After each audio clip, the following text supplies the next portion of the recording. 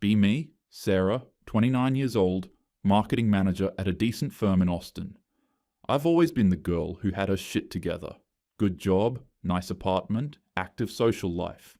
I work out 5 times a week, meal prep on Sundays. And yeah, I've been told I'm attractive. Not trying to sound conceited, but I know my worth. High sex drive, confident, independent. The kind of woman men say they want until they actually get her. I've been with Mark for 6 years. We met when I was 23. He was 26. He's a software engineer, now senior level at some tech company. Good guy, stable, pays his half of everything, remembers birthdays, doesn't leave dishes in the sink, treats me well. On paper, he's perfect. But lately, I don't know. Something's been feeling off. Not wrong, exactly. Just repetitive. Same dinner conversations, same weekend routines, same sex positions. We have sex maybe 2 or 3 times a week, which he seems fine with, but I could go every day easily, sometimes twice. I've always had a higher drive, and lately it's been making me feel caged. Mark's attractive in that stable, dependable way. Dark hair starting to get some silver at the temples. Kind eyes, decent build, though he could stand to hit the gym more. When he looks at me, it's with this comfortable affection. Comfortable. That's the word that's been bothering me. When did we become comfortable? 3 months ago, things started shifting in my head. I'd been going to this CrossFit gym, and there's this guy, Connor. Tattoo sleeves, man bun, the kind of guy who looks like he's never had an office job in his life. Total opposite of Mark. He started spotting me during squats, making comments about my form that were definitely flirty. "You've got great control," he said once, and the way he said it made my stomach flip. We'd chat after workouts. He mentioned he was not really the relationship type, which somehow made him more interesting. I found myself thinking about him at work, checking if he'd be at the gym before I went. Nothing happened, but the spark was there. That electric feeling I hadn't had in years. Then came girls' night at Jenna's place 2 months ago. Jenna's 32. My friend from college who got divorced last year. She's been living what she calls her freedom era. Seeing multiple guys casually, no commitments, living her truth. My other friend, Rachel, 30, is in an open relationship with her boyfriend of 4 years. She always seems so alive when she talks about it. We were 3 bottles of wine deep when I mentioned Connor's flirting. "Girl, you're 29, not dead," Jenna said, pouring another glass. "Life's too short to wonder what if." Rachel leaned in, her eyes bright. "Why not just talk to Mark about opening things up? If he really loves you, he'll want you happy. That's what real love is, wanting your partner fulfilled." "Doesn't that bother you though?" I asked. "Your boyfriend being with other women?" She shrugged. "It actually made us stronger. We're choosing each other every day, not just stuck by default. And the sex is amazing now.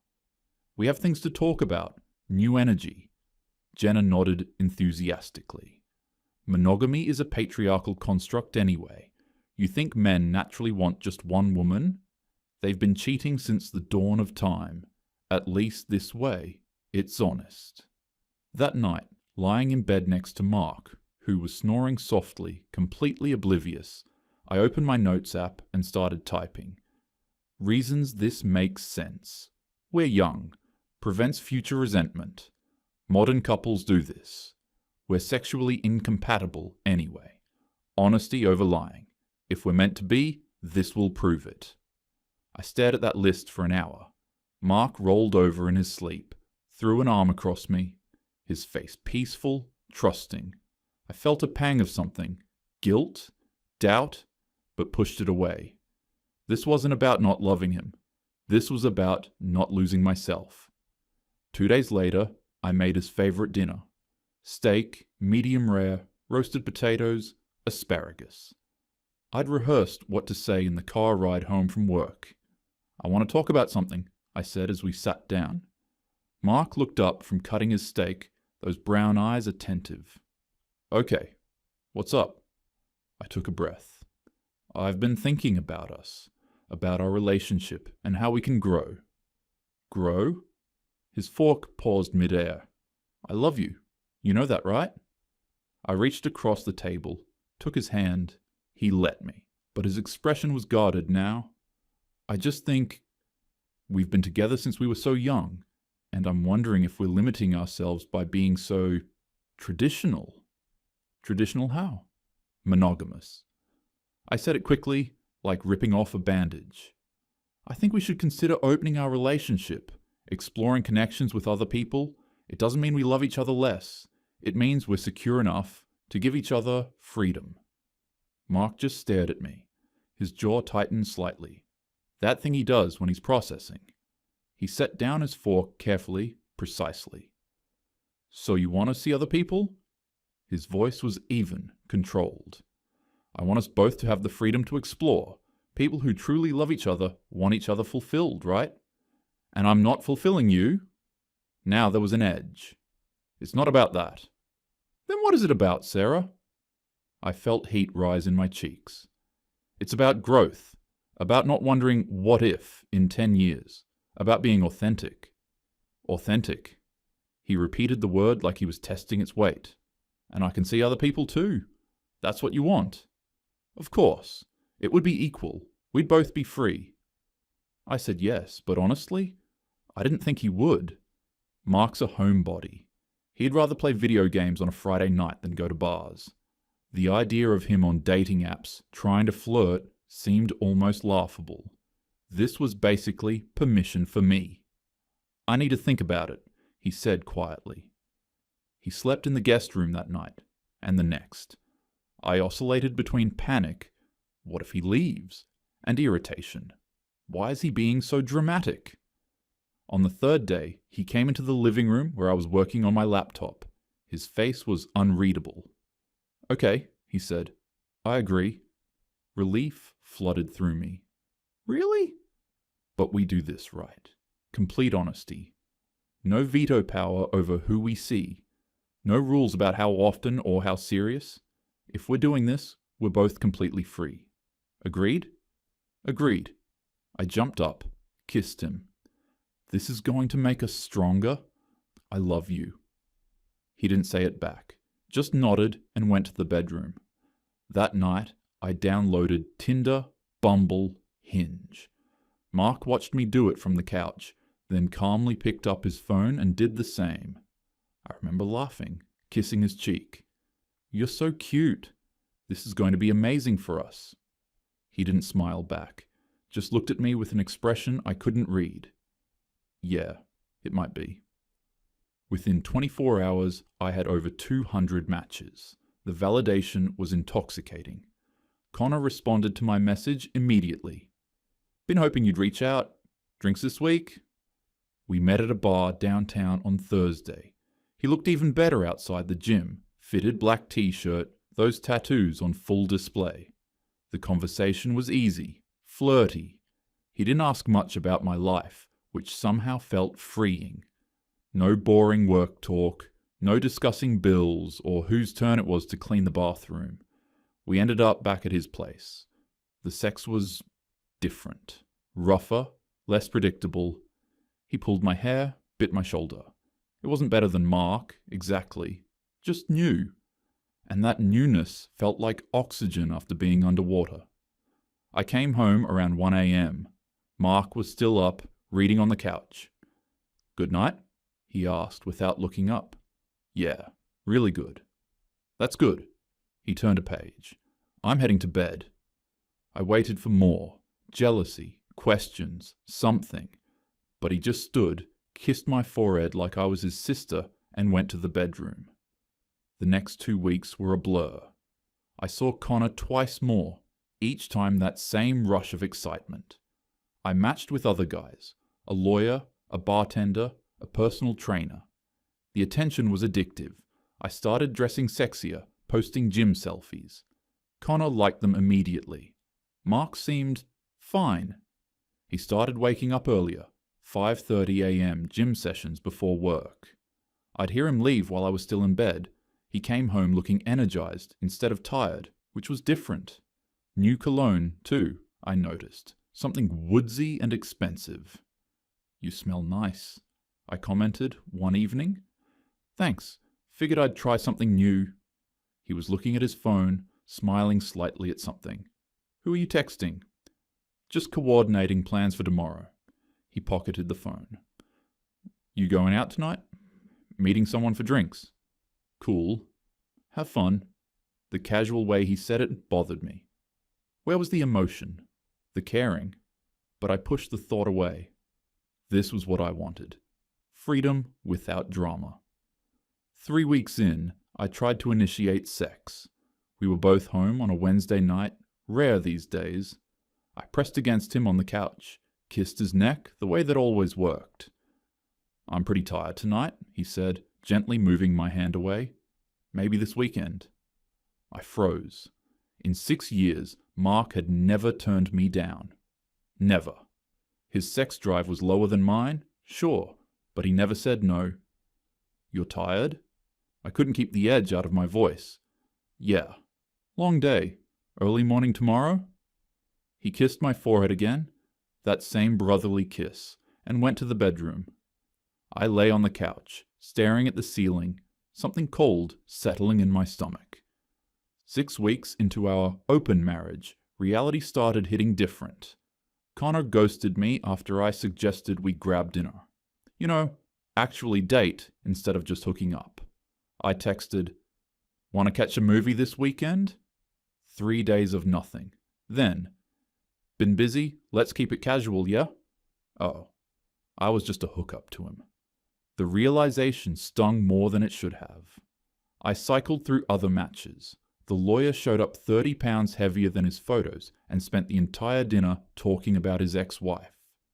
The entrepreneur tried to recruit me into his Amway scheme.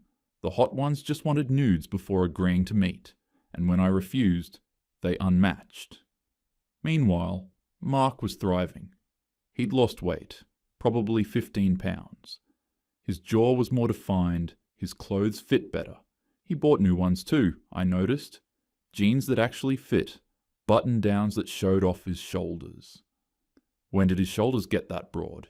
He was gone most Friday and Saturday nights now. Used to be our Netflix nights, but now he'd shower, put on that expensive cologne, and head out around 7. Come back at midnight, sometimes 2 a.m. He never offered details. "So, you seen anyone?" I asked casually one morning. "A few people, yeah. Nothing serious." He took a sip of coffee, scrolled his phone. Conversation over. The lack of detail was driving me insane. I checked Find My Friends obsessively. He was at nice restaurants, places I'd wanted to try, cocktail bars in the Domain. Once, a hotel bar at the W, and I nearly lost it before reminding myself, this is what you wanted. One Tuesday night, I came home from a disappointing date. The guy spent 20 minutes explaining cryptocurrency to find Mark's bedroom door closed. Water running. I checked the time, 11 p.m. Mark never showered at night. He was a morning shower person, always had been. Something snapped. When he came out, hair damp, wearing just sweatpants, I was standing in the hallway. "Who are you seeing?" It came out more aggressive than I meant. Mark's eyebrows rose. "Why does it matter?" "Because you're my husband. And you're my wife who's been fucking a gym bro for 6 weeks. What's your point?"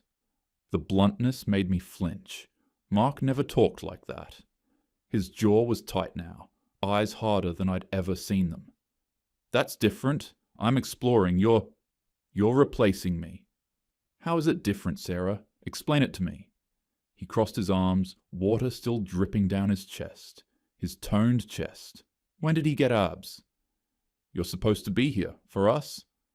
"I am here. Every night you don't go out. You're the one who wanted this open." "I'm just participating." "Not like this. You were supposed to—" "What?" He stepped closer. "Sit home while you lived your fantasy? Wait around like a good little puppy while you got your needs met?" "Sorry. That's not how this works." Tears started. I couldn't help it. "You're changing everything." His expression softened slightly, but he didn't comfort me. Didn't pull me into a hug like he would have before. No, Sarah, you changed everything. I'm just adapting. He walked past me into the bedroom and closed the door. I stood there in the hallway, tears on my face, and called Jenna. He's seeing people, I said, when she answered. Okay? That was the agreement, wasn't it? But he's actually doing it, like, seriously dating. Jenna sighed. What did you think would happen? You got what you wanted. Why are you mad he's doing the same thing? I hung up, unsatisfied. Nobody was getting it. 2 weeks later came Jessica's birthday dinner, upscale Italian place downtown, about 15 of us. I'd been anxious all week. Mark had been distant, gone most nights. I got there early, already 2 glasses of wine, deep by the time people started arriving. Jessica hugged me, whispered, You okay? You look stressed. I'm fine, I lied. We were chatting, laughing, when my phone buzzed. Mark. Running 10 minutes late, bringing someone. My stomach dropped. Someone? I texted back, Who? No response. 10 minutes later, the door opened. Mark walked in with a woman. Not just any woman. Vanessa from my old gym. Vanessa who all the guys used to stare at. Vanessa who I possibly told people was probably dumb and just a pretty face with no substance because I was jealous. She was wearing a simple sundress, minimal makeup, and looked absolutely stunning. Natural beauty, the kind you can't fake. And Mark was pulling out her chair, his hand on the small of her back, looking at her like he used to look at me. Everyone, this is Vanessa, Mark said calmly. His eyes met mine briefly. No guilt, no apology. Just neutral. Hi. Vanessa's smile was warm, genuine. She immediately complimented Jessica's earrings. Those are gorgeous. Where did you get them? Jessica lit up, started talking about some boutique. The table warmed to Vanessa immediately. She asked people about themselves, laughed at their jokes, seemed genuinely interested in their answers. She was nice, authentically nice. I wanted to hate her so badly, but watching her I realized there was nothing to hate. So how do you two know each other? Someone asked. Please say work colleagues. Please say old friends. We matched on Bumble about a month ago, Mark said easily. The table got quieter, Vanessa completely comfortable. He was really upfront in his profile about being in an open marriage. I really respected that honesty. All eyes shifted to me. I felt my face burning. Wait, open marriage? Someone else asked. Jessica tried to redirect. Hey, should we order appetizers? But it was too late. Mark looked at me, then back at the table. Yeah, Sarah and I decided to explore other connections. It's been good for both of us. Right, Sarah? Everyone was staring. Yeah, I forced out. It's been educational. Mark's hand was on Vanessa's shoulder. She leaned into him slightly. The casual intimacy of it made me want to scream. That's so modern, someone said awkwardly. The conversation moved on, but I couldn't focus. I was watching them. The way she touched his forearm when she talked. The way he leaned in to hear her better. When did he start doing that? Someone mentioned his promotion. My head snapped up. Promotion? Mark looked uncomfortable for the first time. Yeah, about 3 weeks ago, senior engineer to lead architect. You didn't tell me. You didn't ask. His tone wasn't mean, just factual. Vanessa asked him questions about his work, intelligent questions. She understood tech. They had a whole conversation about system architecture that went over my head, and I watched him get animated, passionate. When did I stop asking about his work? I couldn't take it anymore. I went to the bathroom, and Vanessa followed a minute later. Hey, she said at the sinks. I looked at her reflection. Even fluorescent lighting couldn't make her less pretty. So you're cool with dating a married guy? I couldn't keep the edge out. She dried her hands slowly. He's in an open marriage. He's been nothing but honest with me. And he seems really happy, which is what matters. You know, this is just temporary, right? We're married. We have history. Her expression shifted, not angry, just pitying. That's between you two. I'm just enjoying getting to know him. He's a really good guy. Yeah, well, he was my good guy first. Was he, though? She turned to face me fully. You're the one who opened the door. She left me standing there. Back at the table, they were taking group photos. Vanessa rested her head on Mark's shoulder. He wrapped his arm around her, pulled her close. His face, God, his face looked so happy, relaxed, present. You guys look really cute together, someone said. Mark smiled. Thanks. She makes it easy. When did he stop saying things like that about me? Dinner ended. Mark offered to drive Vanessa home. You're not coming home? I asked. I'll be back later. He didn't ask when I'd be home. Didn't care. I watched them leave together. She was laughing at something he said, her hand naturally finding his. He opened the car door for her. The gut punch. He's fallen for her. That night, he came home at 2 a.m. I was waiting on the couch. We need to talk about boundaries, I said. He sighed, but sat down. We agreed no boundaries. What's the problem? The problem is you're dating that girl seriously. And you weren't fucking Connor seriously? That was different. How? Because you decided it was? His voice was still calm, which somehow made it worse. Because Connor was just physical. You're getting emotionally involved. So emotional connections are off limits, but physical ones are fine? That's not what you said 6 weeks ago. I started crying. Real tears, not manipulation. I think we should go back to monogamy. No. Just no. That simple. What do you mean, no? I'm your wife. And you were my wife when you asked for this. You don't get to change the rules because you're losing. I'm not losing. Aren't you? He looked at me. Really looked at me. Connor ghosted you. Your dates are disasters. Meanwhile, I'm actually connecting with someone. So yeah, Sarah, you're losing. And that's why you want to stop. The truth of it hit like cold water. Please, I whispered. I made a mistake. His expression softened slightly. Maybe you did, but I didn't. This is the most honest our relationship has ever been. You wanted authenticity? This is it. He went to bed. I sat there until sunrise. The next few weeks were torture. I tried every card I had. The seduction card. I initiated sex. He went through with it, but it was mechanical. After, he checked his phone. Vanessa's name lit up the screen. He smiled. Can you not do that right now? I snapped. Do what? Text her while I'm right here. You text Connor in front of me all the time. Connor and I aren't exactly. Vanessa and I are. The money card.